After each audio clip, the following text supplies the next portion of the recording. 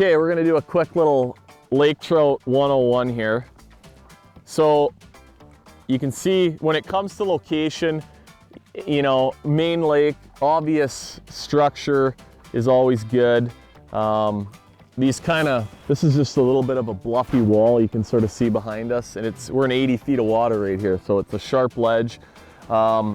This is a kind of place where trout can push bait up against the ledge, or you know, just have lots of deep water to kind of congregate the bait. And it's a deep hole. The rest of this area around here isn't actually all that deep. So, but it's main lake structure, move around. Lake trout love the cold water, so they're pretty active throughout the winter. And we've got a group of 5 of us fishing here, so we can fish a spot, and if we don't see any activity within a half hour, 45 minutes, it's kind of on to the next spot. And that's usually the best way to make contact with the most number of fish. When it comes to actually fishing, you know, if we're walleye fishing, we're always going to be fishing near the bottom. Lake trout, they can be anywhere.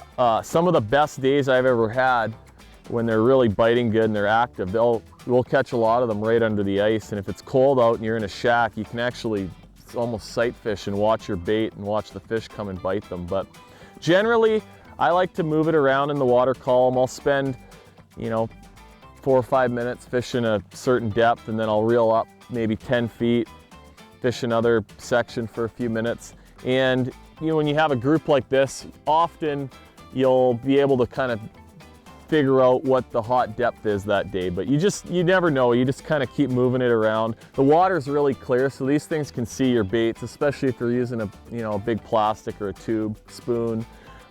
They can see your baits from a long ways away, and they're almost like sharks down there on the, you know, if they're in the right mood. They're on the go looking for food, and so they're usually fairly easy to catch if you can get something in front of them.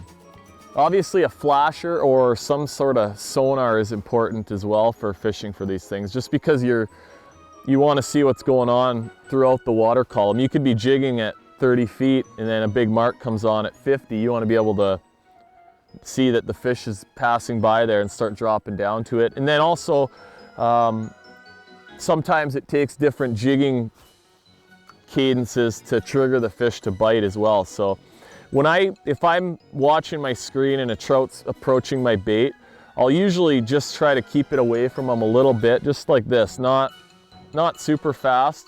And if they think it's getting away, that's often all it takes for them to come and smoke the bait.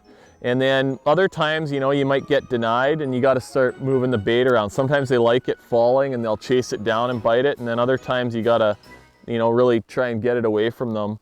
But as I said earlier, they're fairly aggressive, so you just kind of got to keep moving it around and figure out what they want to make them bite.